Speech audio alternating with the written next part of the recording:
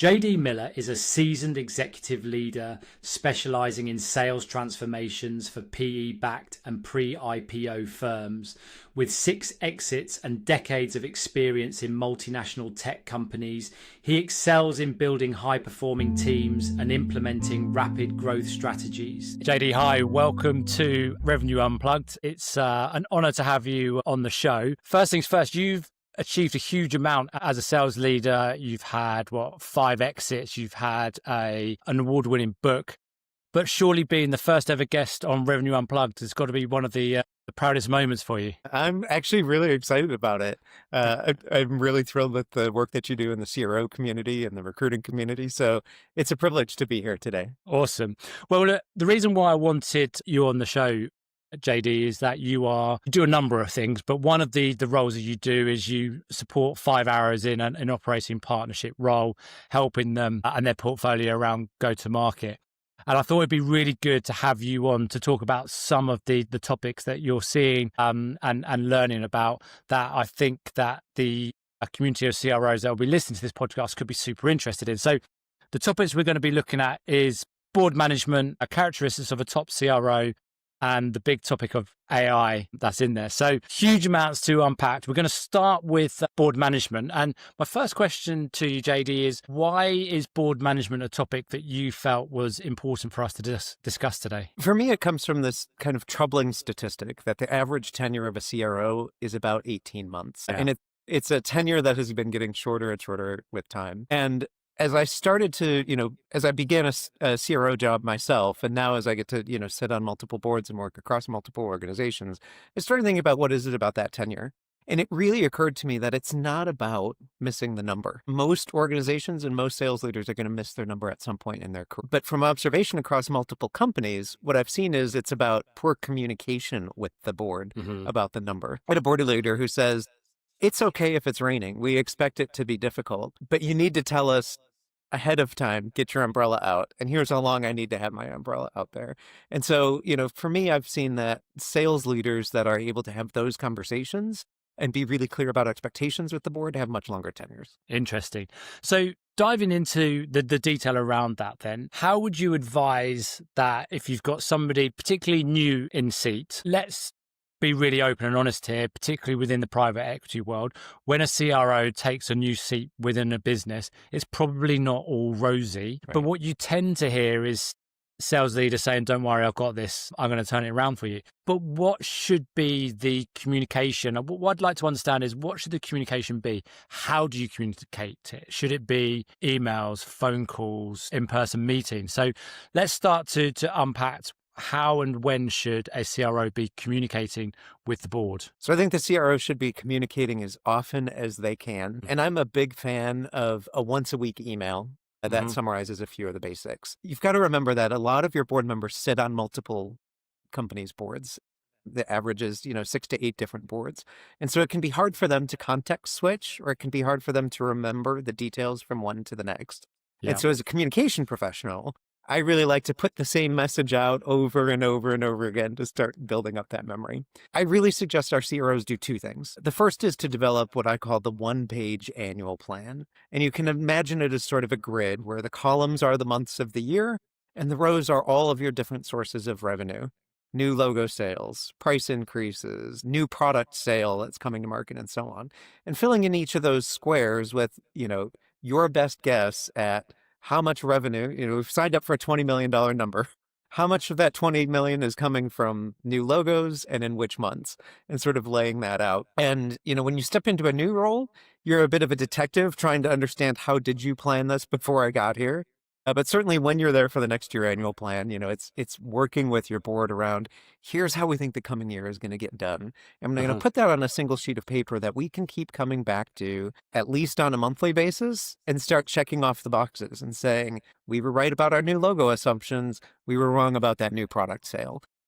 And that really helps, kind of keep people moving. At the same time, the second piece is, what are the core sales projects that need to happen? If things haven't been going well and I come in, I do my assessment, I might say, we've got to do a new sales playbook. We've got to upgrade our talent.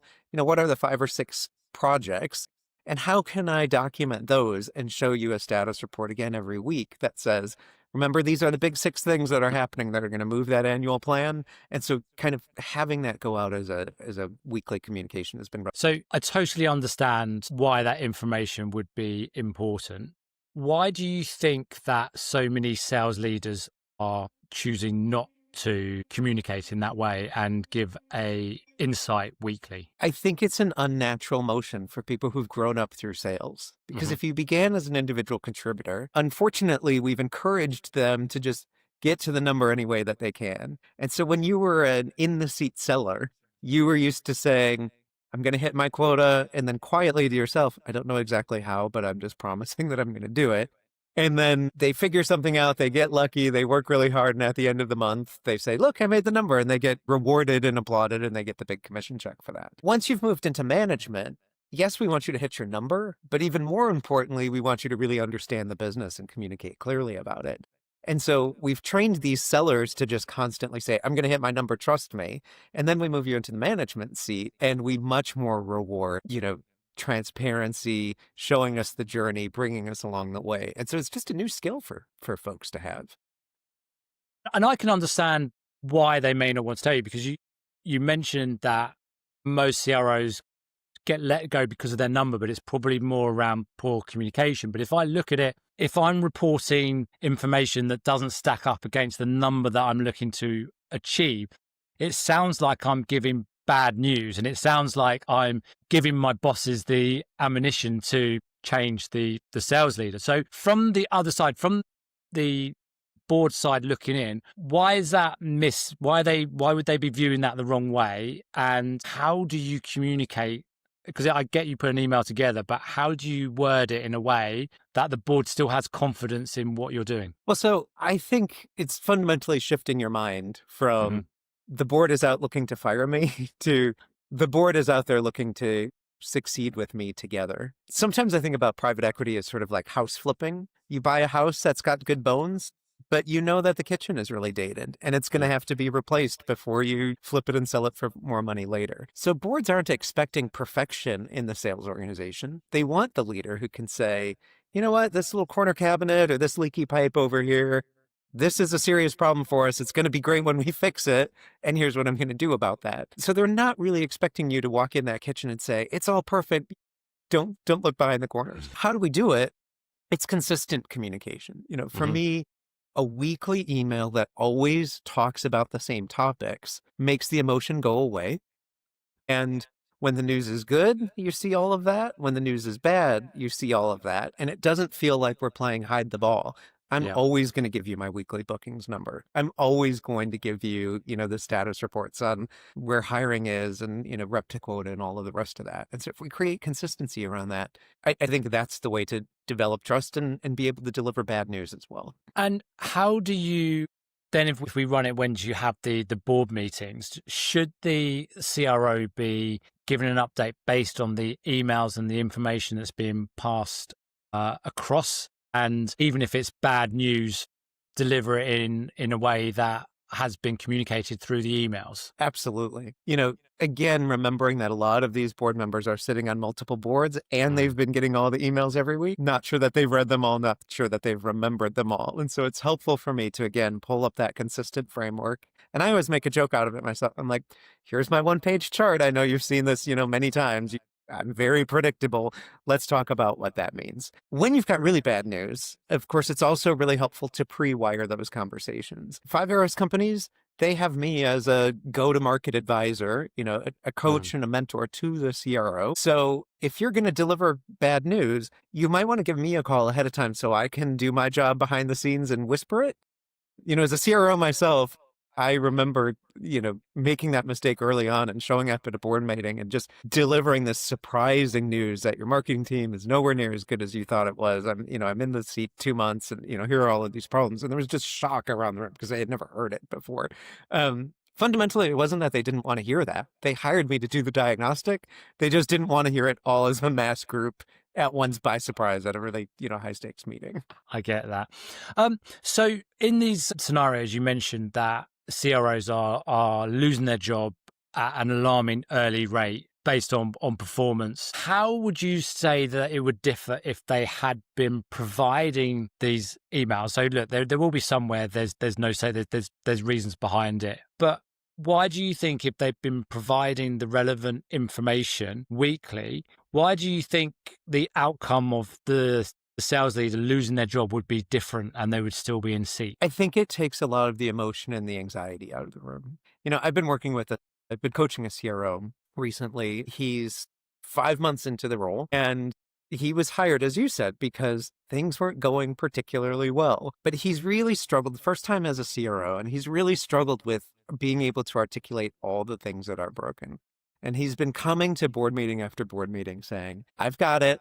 Don't worry. Revenues are going to get better. Revenues are going to get better. And the board is just looking at the numbers because he hasn't really been communicating all the stuff he's doing behind the scenes. And they've said, this month, here's what revenue was. And the next month it was the same. And the next month it was the same. I don't think it's getting better. And he's, kind of like that duck, paddling really crazy under the water, but trying to be really smooth on top. And so the conversations are getting really tight and intense about, I'm looking for results and I'm not getting them there. And I can see he's really anxious about it. And I can see the board's really anxious about it. I know, and this month we've started to see, his sales training process has taken effect. His forecasting process has taken effect. The new managers that he's hired are starting to have impact. And all of a sudden there's going to be this step change of improvement on the numbers this month. It would be so much easier for him if the last couple of months he had said, these are the things that I'm working on. And when they happen, we're going to see this huge uptick. We're not going to see this slow, steady improvement. Make the board more relaxed about it because they don't know what's going on. It would make him more relaxed about it because, he wouldn't feel this constant pressure of why hasn't the number moved this week? So I really just,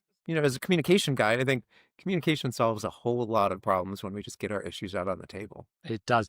Do you think it would, if they had provided this information, do you think it would have generated questions that perhaps they didn't want to answer because performance isn't there and you're laying this out there and says, right, I'm just going to get a load of questions, so I'm best not to say anything, and just, it's kind of like that hope that revenue will turn around at some point. It's just trust it. So do you think there's a little bit avoidance of that, or is the board just so busy they just haven't got time for that? They'll just read it and digest it, and if they feel they need to say anything, they'll wait till the board meeting. Well, I think it's going to be a dynamic situation, and every group is going to operate really differently. I have a PhD in organizational communication and group decision making, and what I know from my social scientist view is when you get groups of people communicating together, there are tons of agendas that can get in the way of the real conversation we're supposed to have. Yeah. A lot of times in a PE-backed company, the former CEO is not the CEO anymore, but has a seat on the board. And that person is going to come to meetings and potentially feel attacked when you say, whatever the thing is that you used to do, we're going to do the total opposite from it now. And often that's really important to get you to the next layer, but you're worried about that kind of relationship.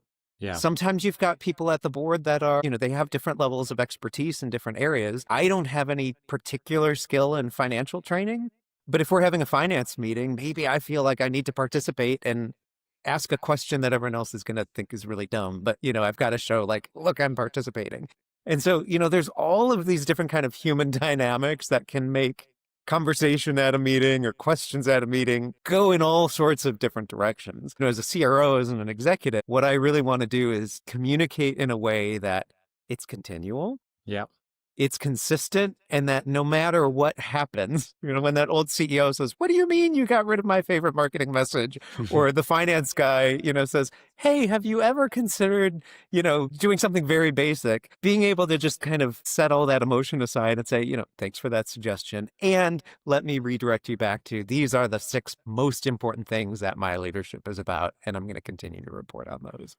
Love it. Before we move on to the next topic, the role that you and other operating partners play, how critical do you see that the CROs need to be working with you and seeing you as that buffer between them and the board, and actually making good use of it? So from an outsider looking in, I see you as the guy that just wants to help everybody out and ensure that the business achieves what it's looking to do. But do CROs see that in the same way, or do they see you as a board spy? I think that depends on your personality and your view of the world. Operating partners are really an increasingly important part of private equity's investment theses.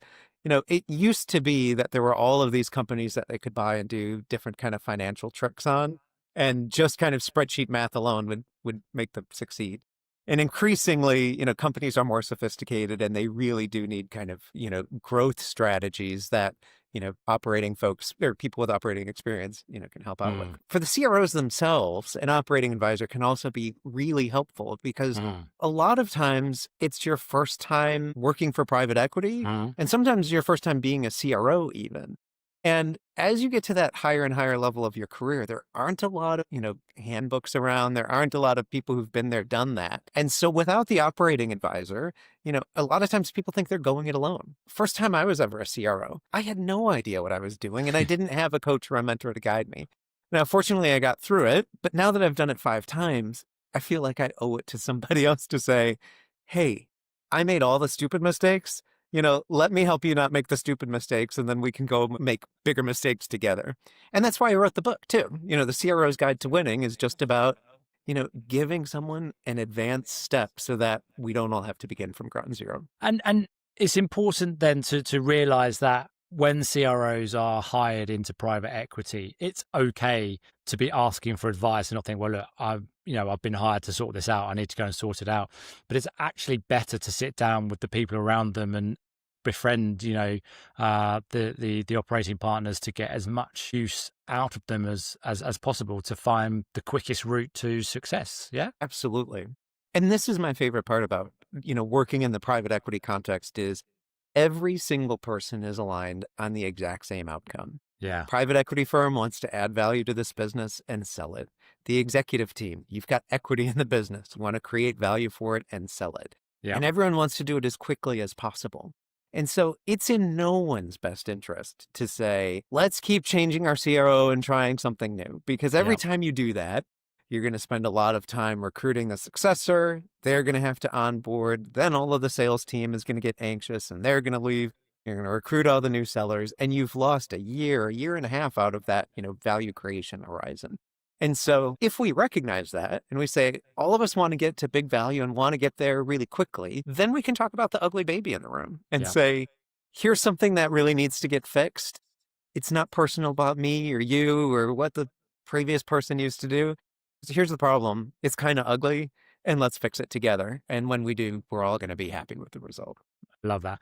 I think communication is the biggest thing. It's what sets great salespeople apart from average salespeople. And in everyday relationships, it's communication that is the key driver to success. So I think it's a great bit to talk about. Before we move on to characteristics of a CRO, are there 2 or 3 key points that you can share? Because I know every business is different depending on the challenges, size. But if there was a couple of key points that you think that a CRO should be sharing with the board every week in that weekly update, what would it be? I think it's aligning on what you think the problems are and continually orienting to the 5 or 6 or 7 big projects that you're trying to move. We can have a lot of debate about that. I might think that we need to completely redesign the message, and you might think that we need to completely upgrade the talent of our sellers. Let's hash that out early on, and maybe it's both. But if it's only going to be one, let's make sure we both agree on which one that is so that I'm not doing one thing and you're upset that I'm not doing the other. So I think if we can communicate what those processes are that are part of the strategic transformation, that's step number 1. And then step number 2 is, as we're working down that path, what are the milestones? What are the ways that we'll know it's succeeding? You're not going to have revenue overnight. It might be a 6-month process. It might be a 2-year process. What should I expect to see in month 1, month 6, month 12, and so on, that will have all of us aligned that, this upgrade or this, new messaging is working well and it's working on the path that we expected. And if we can get those 2 things, I think we're going to be in a really productive conversation space.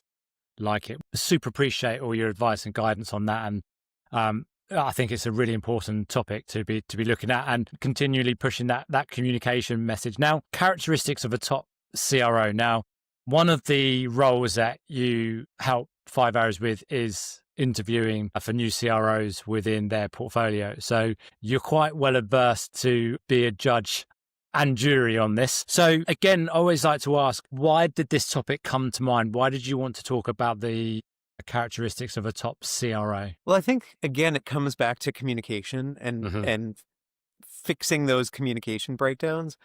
Private equity folks and most of the people that are on your board have MBAs and they've come through the finance ranks. And you as a CRO probably haven't. You're a very good interpersonal communicator. You can run a lot of deals and all of that. And so I think a lot of times CROs are naturally drawn to discussions about, the deal that I went on, how I negotiated this, those sorts of social sciencey things, which is my wheelhouse as well. Boards want to talk to you about numbers and finance. So I think one of the critical things that we need to find in CROs is people who have a data literacy and are able to, manipulate data, talk about data, and constantly boil it down into those terms.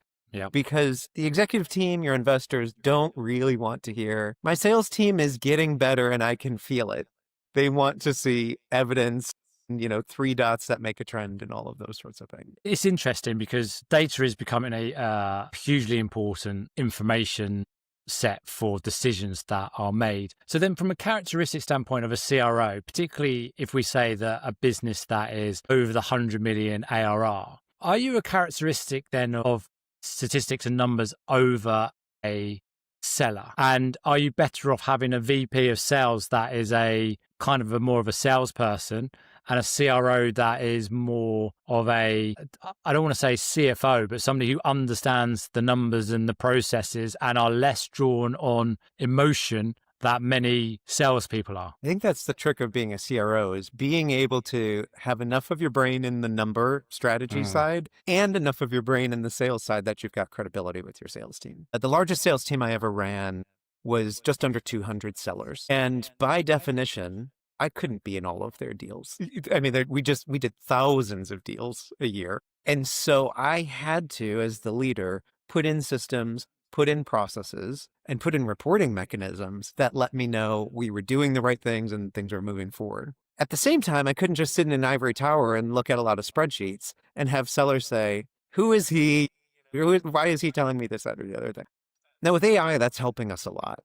So, one of my favorite kind of examples of this coming to life is almost every virtual sales meeting is recorded right now. It's automatically transcribed, and AI can really quickly tell you, here's a score of how well you did different things. I lead my sales team using a MEDDIC methodology.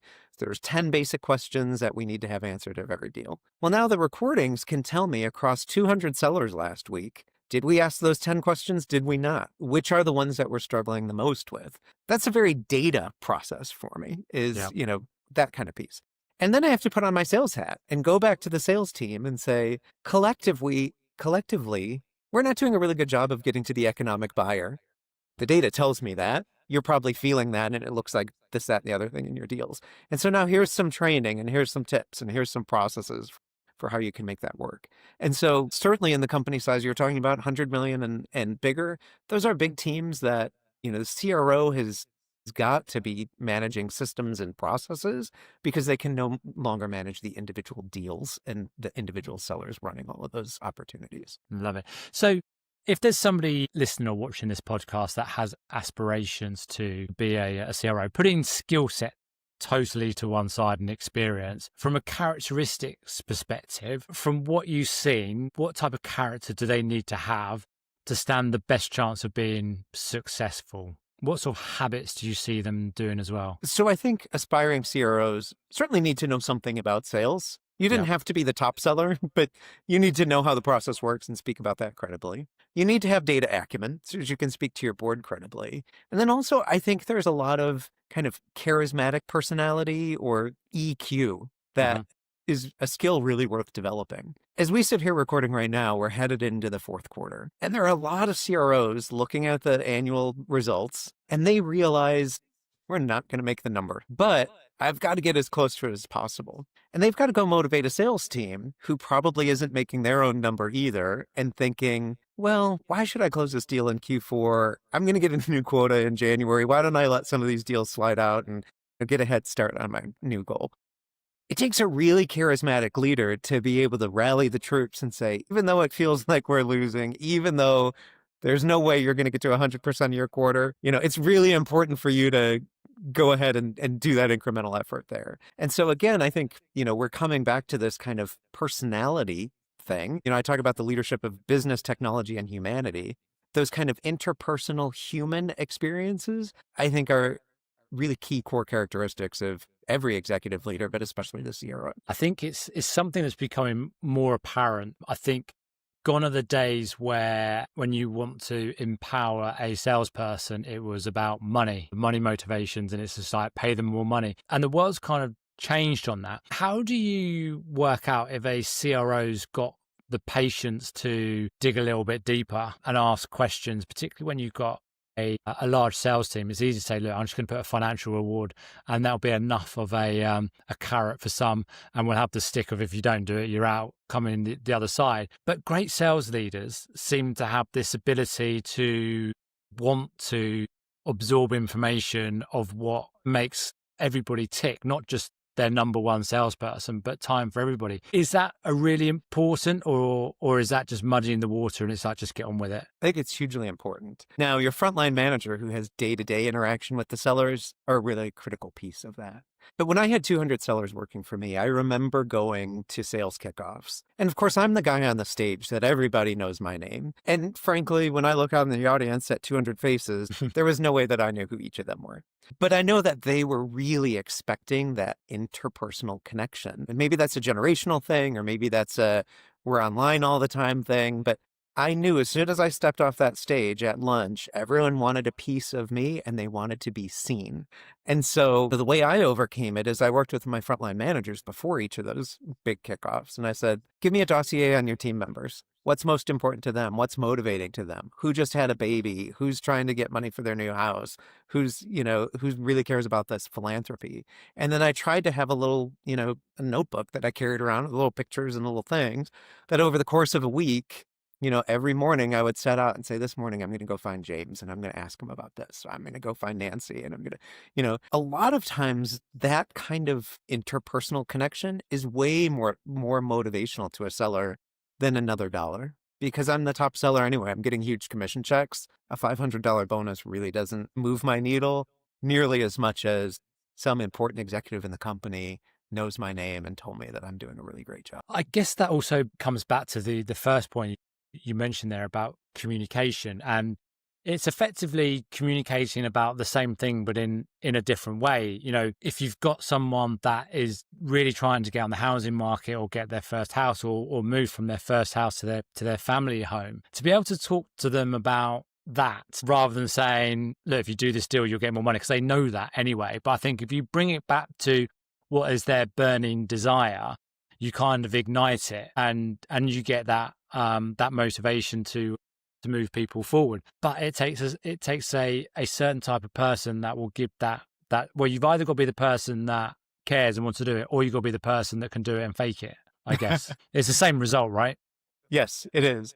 And of course, my bias again is, a PhD in a social science, which is communication. So of course I value communication.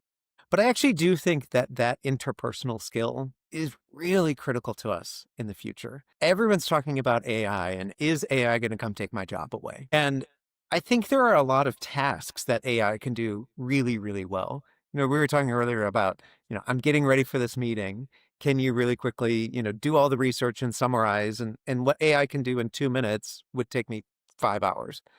When I'm actually in the meeting, though, AI is not going to be able to look you in the eye, develop trust with you, care about you, your family, your personal relationships, and all of that. And so I think that kind of human skill, that communication skill, that interpersonal skill, if that's the one thing that can't be automated, that's going to be one of the most valuable skills that the next generation of the workforce needs to have. I think so. And I also think not only does it help you to bring the best out of your team, but it also keeps your team with you. Right now, it has never been a better time to be a SaaS salesperson, because there are opportunities all over the place, all promising the same thing. And if you've got that buy into your leadership where there's, you know what, this person actually genuinely cares about what I'm doing and gives up time to talk to me about what I'm trying to do and achieve above and beyond where are you against your target. Been looking at the CRM and probably not going to hit your target, so you're going to make more calls. But someone who's actually genuinely having a conversation. And actually, like a really good sales leader that I that spoke to, he says he has his weekly sales conversations. He doesn't talk about the pipeline, the CRM, because he goes, I can see all that. So it's basically me spending an hour having a conversation, something I already know. So it's like, what was your biggest challenge last week? And how can I help you not have that challenge this week? And that would be the same thing that he would say every week. And that's that part where saying, look, I'm here to help you do what you need to do. But it's the same way he's looked at it. He's seen where it's at and he goes, right, you know, we need to sort something here, but I'm not going to sit there and go, you haven't made enough phone calls or you haven't asked the 10 questions in the meetings. It's just worded in a different way that shows that the sales leader actually genuinely wants to support and help this seller achieve what they want to achieve. Absolutely right. I also think computer-mediated communication, Zoom, Teams meetings, all of that, they've been transformational for the workforce. And today, you and I are on the other side of an ocean, and our workforces are increasingly people that we just see in these little Brady box squares and not face-to-face. The challenge of that is if my whole organization are just faces in a box on the screen, it's very easy for me to think that this group of faces is just like this other group of faces. Yeah. And so it's easy for people to not be very loyal to the company that they work for because it's just a square over there and I can interview with someone else and get a little bit more money and now I can go talk to that square. And so I think the best leaders are the ones who, you know, are really creating these personal connections and sense of community, even if we're not in the room together, that makes us dedicated to one another, care about one another, and really want to continue working together in you know, lots of different contexts. Love that. Love that. Before we move on to the final topic, because I know you're super passionate about that and there's lots of exciting things going in your world around AI, I dropped you a note with a bit of a panic that I hadn't told you about the one question you've always wanted to ask a recruiter. But hopefully you've had a chance to think about it. This is your opportunity to put me on the spot. And if there's one thing you've always wanted to ask a recruiter, now is your opportunity to do that. Okay, I'm really excited about this. So I think one of the big differences between you and I is I sell software and I have an unlimited supply. You know, Yeah. I can have 100 customers buy the same thing. As a recruiter, you're placing one candidate for one job. And I know a lot of times, you know, the first choice turns it down or the offer's not right or it doesn't work out. So I'm curious, how often is the second choice or the third choice the person who lands in the job? And what do you do to keep them warm or keep them excited about the opportunity so that if they move up, they don't feel like second best? That's a great question. What I would say is it doesn't happen that often. And the reason why you want to try and avoid that from happening is that by the time you get to an offer, you want to be sure that everybody's happy. So the candidate wants to join and the business wants to hire that person. If you're at that point where you're not sure, I'm a big believer that an offer shouldn't come because people are then making a decision based on what the offer is. And my experience is that that's normally not the best reason to take an offer. So for instance, well, look, if they offer me X amount of money, I'll do it, but they offer this, I won't do it. And it's kind of like, it kind of gives you the information. Then you're sort of like, I won't bore you with the details. You go into, well, why would you do it at that, but not at this? And it's like, well, it's worth it if I do it at that. It's not, well, actually, this probably isn't the role for you because there'll always be someone that will pay you more money. So for us, it's managing the process through to making sure that you have, first thing is to make sure that you have got multiple candidates at the final stage. And there will be a preferred candidate in that final stage. That's always the way it is. But somebody could come in and have a really good interview and change the story on it. So the first thing is try and make sure that you have, by the time you've got to that point, that you've got somebody that wants the job. The second part is that you don't let, so when there is a candidate that is second choice, but would get the job if the other person doesn't get the job, is making sure that everything's deadlined. If you've done your job properly, there shouldn't be too much more information that people need to make a decision. And when people need time, it's usually because they're weighing it up against something else or they're waiting for some other information to come through. And then it's just another indication that this might not be the number one role for them. So it's having clear, but it's also making sure that the messaging is clear all the way through. Again, it's communicate. It comes back to communication. It's letting people know. And I am actually a big believer in letting people know, say, look, there is a preferred candidate, but this is why they're a preferred candidate for this role. And if it doesn't work through, they would go for you because of X, Y, and Z reasons. And you make sure that people don't feel like they are second best. It's that this person has the skill set. That's why they want to go for that. But if that person doesn't want it, you're being it. But I will also, because we only work on a retained basis, you can provide the right information to people all the way through, because you're not fighting to get an offer and to get something secured. So you're able to say, to talk to people what other people have and say, this is what they had. So you really need to make sure that you get this information across on your side to strengthen your case. But it's, again, making sure that they're bought in, saying, look, if it doesn't go right, then with the other candidate, would you take it? So it's all about letting people have that knowledge and communicate it. What I would say, though, is 9 times out of 10, they finish second for a reason and don't go for second because it's the easiest thing to do. I would say if you've got a very clear person, I call it professional and person, if they don't match up to it because the other person said no, don't hire it. If you've got a good recruiter, they'll be constantly talking to people, and it doesn't matter about going back and starting again. Don't say, well, look, I had someone who was a close second, and so we'll go for that person. If they don't match up, if they didn't tick all the boxes, don't do it just because the first person said no. It's a good question. Liked it. Now, AI. AI is it's a topic that so many people are talking about. You know, you're right. You said that there are people who are afraid of losing their jobs. You know, I've had so many conversations, like even with, my mum, when we talk about technology, and she says, look, I like going to, over here with Tesco's and Sainsbury's, where everyone does their weekly shops. And she's like, now I zap everything and I can be in and out without talking to anybody. But I really like talking to a cashier while my food was going down the conveyor belt and being put into the trolleys. It's the difference between, in London, you have the black cabs and you have the knowledge. Now you don't need the knowledge anymore. It's an Uber driver in and around it. It's a fascinating world. And, I often say to people, like, LinkedIn brought out Recruiter, which is a piece of software which means that you can get a message to the man on the moon if there was a man on the moon.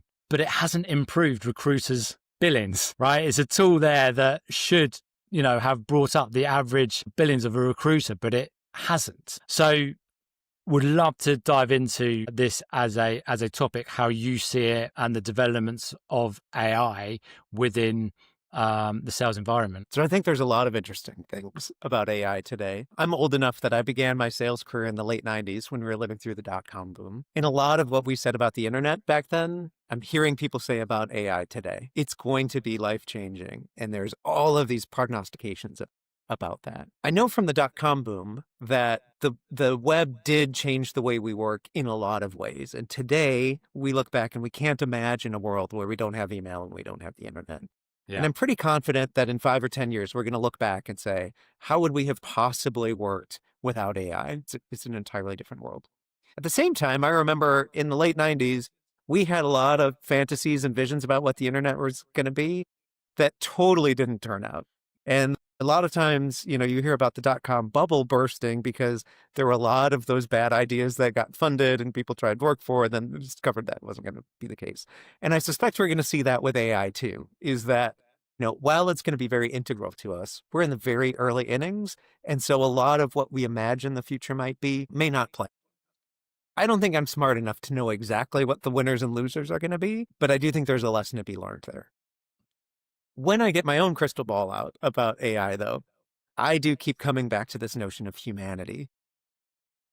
AI is a pattern generating tool. It's great at looking at lots of reams of data. It's great at identifying patterns. Sometimes it feels like it's a human because it's able to, look at patterns of communication. And when you say, I'm feeling sick, it can say, I hope you feel better tomorrow. but it really isn't connecting with you on that level. So I really do believe that the future workforce and the future of AI means, AI may automate out all of the repetitive, data analysis task things.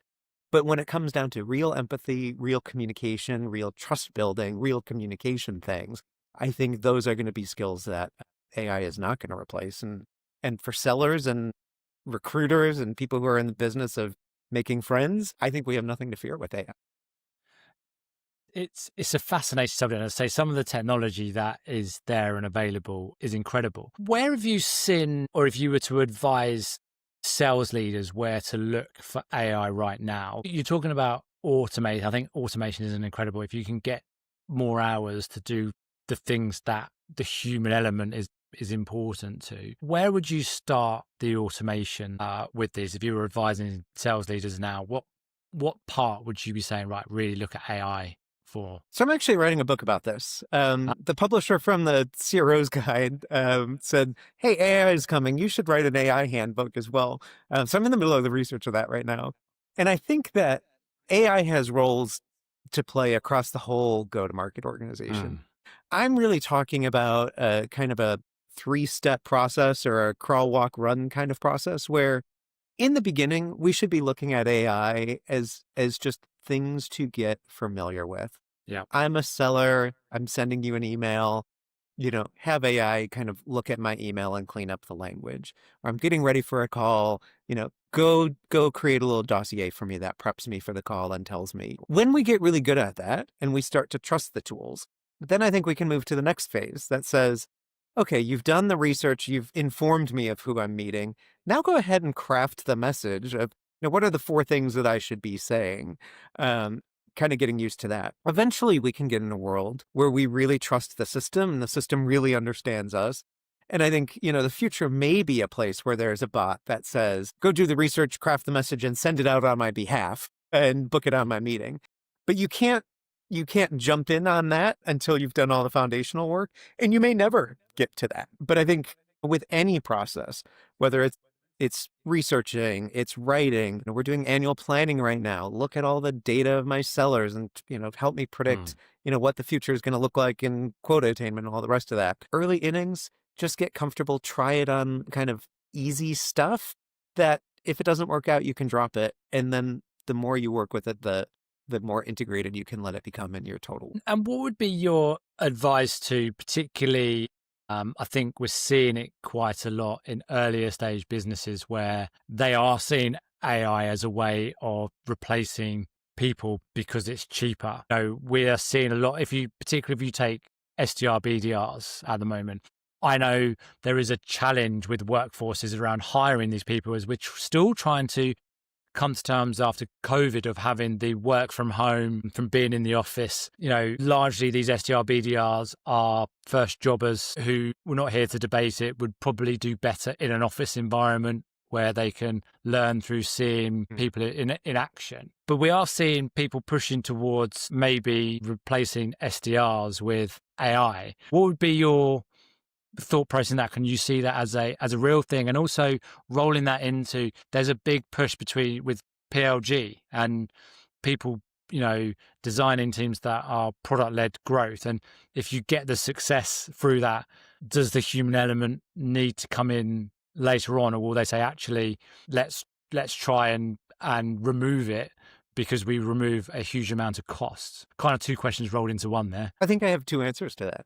The first is, there is definitely this notion that there will be parts of people's jobs that get completely automated. I had an executive coach very early on that said the thing about management is you need to delegate the task to the lowest cost resource that can do it effectively. Yeah. So as a CRO, that means I don't need to negotiate every deal. I have other people on my team who are lower cost who can do it effectively and go make that happen, because that frees me up to do a bigger value-added task. I think at the very tail end of that line, we find the SDR and the BDR. That is, that low-cost repetitive thing. We're starting to see some forays where AI can, leave some good voicemails for you. And that part of the SDR's job might be completely automated and mean that we need less SDRs. It might also empower them to do some higher level thinking, where the future SDR is someone who manages a series of bots or runs, A/B campaigns. And that's what entry-level work is going to look like. It's a different skill we're going to want people coming out of college with.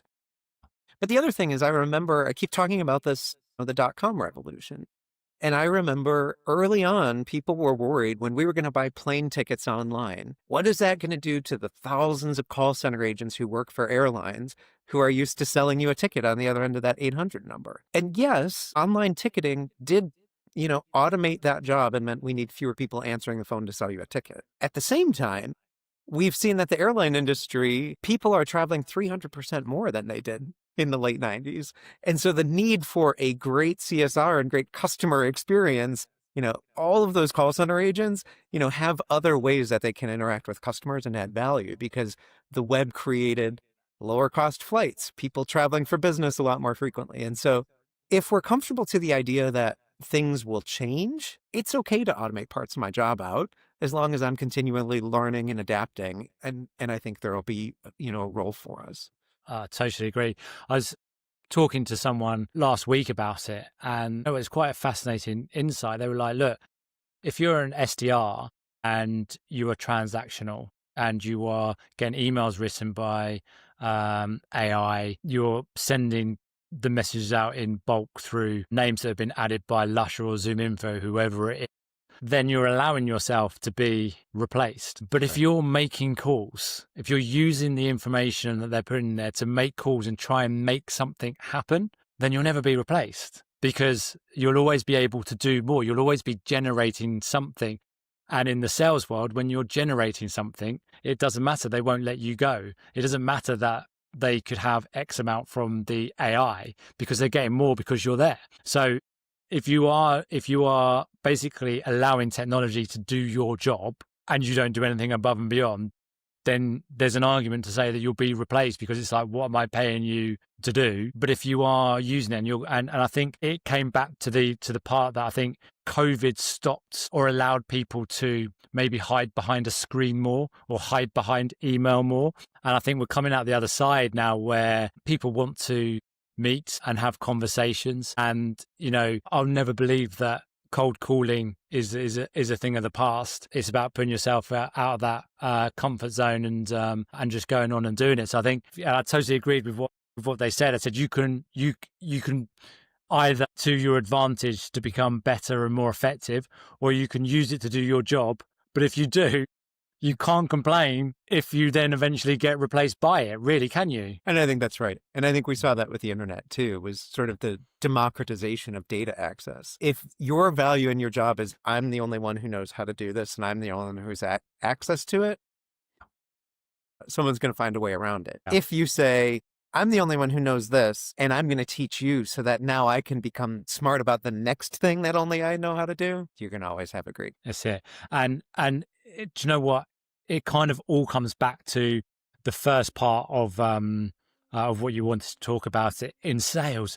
It's all about communication. And as far as AI, and look, who knows where the technology goes from here on in, but no one reads a room like a human reads a room and can react and can deal with a situation that is needed for that particular time and place. And that will never be replaced. And the less it's there, the more I think the human will cry out for it and want it. And the person that's willing to do that, I think, will be the winner in all avenues of life and selling. Couldn't agree more. Thanks so much for this conversation, James. No worries. It's been amazing. I really appreciate everything that you've done for the podcast and the time and the insight that you're doing. Just before I let you go, because I know you're a busy man, but to give you a quick, I know the book's been doing really well, but where can people get hold of your book should they want to get a head start on next year as a CRO? So the best place to find me is my website, jdmillerphd.com. It'll link you to the CRO's guide, which is available at all